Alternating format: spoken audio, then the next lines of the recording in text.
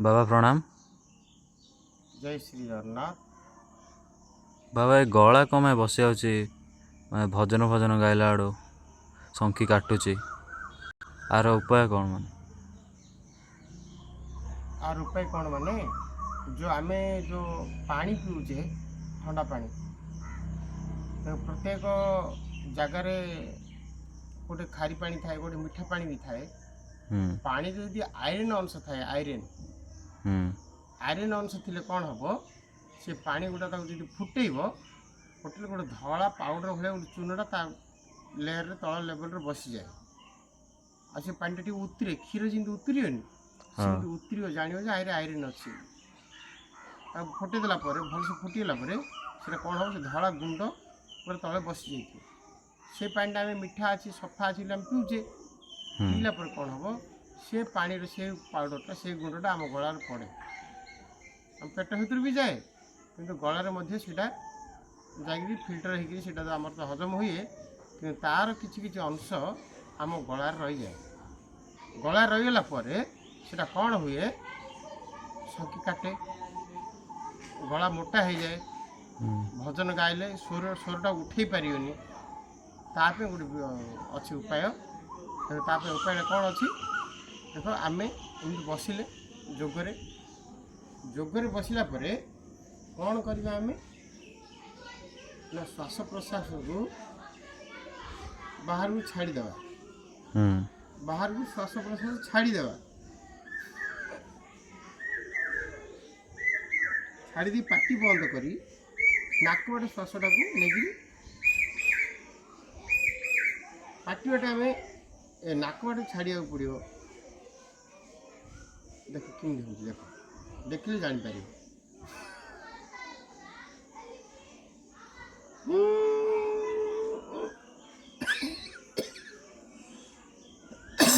देख ए मोर भी किसी दबिची जो फल खासा आसला बुझिपारे हाँ हेले एटा क्लीयर कराओ एमती नाक बाटे पवनटा नहीं गलटा केमती आगू मुंडटा झुकईकरी नाक बाटे पवनटा पाटी बंद कर नाक बाटे टाणियार अच्छी देख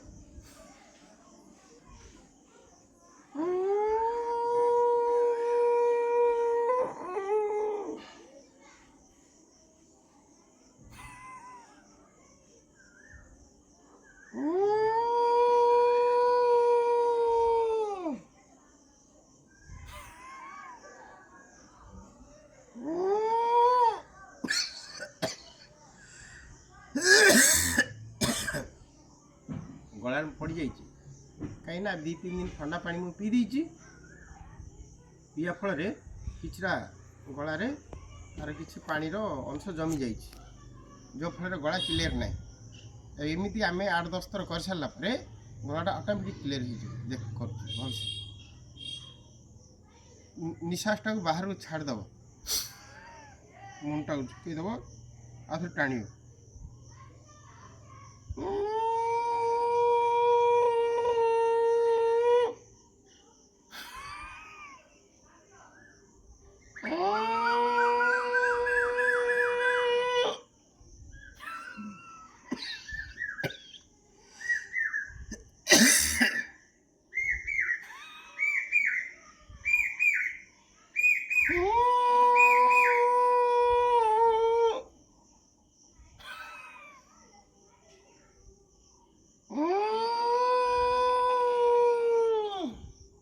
कहुए गलार व्यायाम गलाटा एमती व्यायाम कले जी कफ थी गलार क्लीयर हो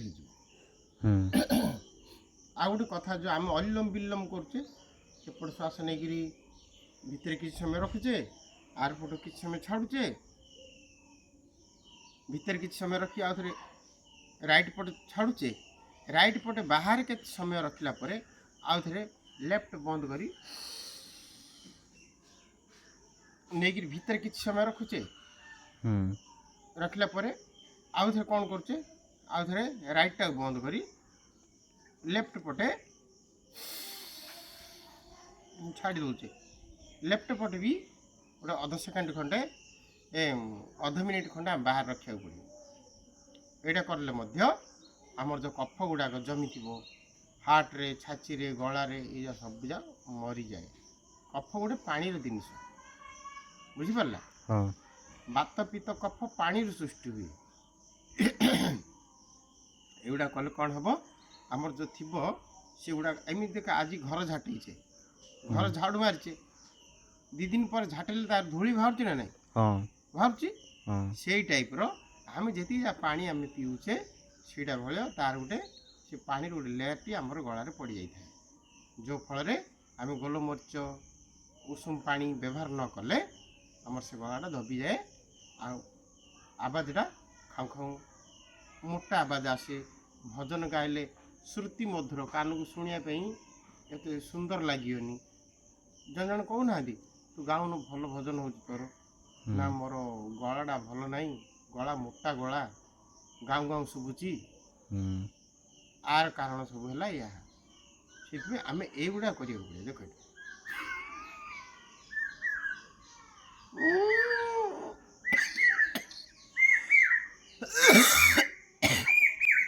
ଦେଖିଲ ନା, ଅଛି ଗଳାର ଅଛି, ତା କ୍ଲିୟର କରିବାକୁ ପଡ଼ିବ। ପୁରା ସରିଲା ବେଳେ ଆବାଜଟା ହେବ, ଏମିତି କରିଲା ବେଳକୁ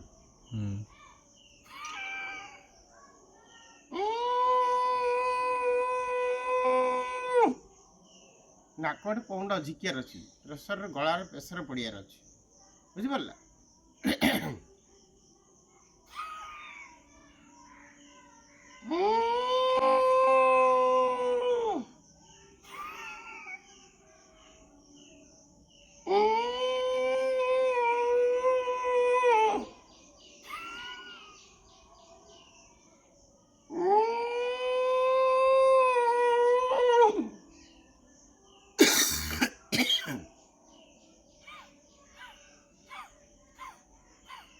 ଭସ୍ତ୍ରିକା ପ୍ରାଣାୟାମ ବି ଟିକେ କରିବ, ଅନୁଲୋମ ବିଲୋମ ସହିତ, ଅଥବା ପୂରକ ରେଚକ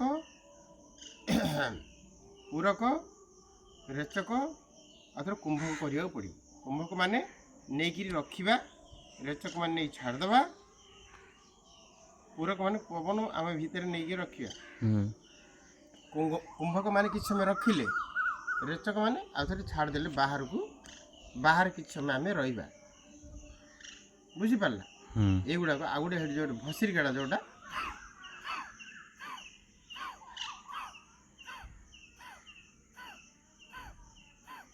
ଏଗୁଡ଼ା କଲେ କ'ଣ ହେବ ନା, ଆମର ଯେଉଁ ଛାତିରେ କଫ ଜମିଥିବ, ଗଳାରେ ଜମିଥିବ, ଏହା ସବୁ କ୍ଲିୟର ହେଇଯାଏ।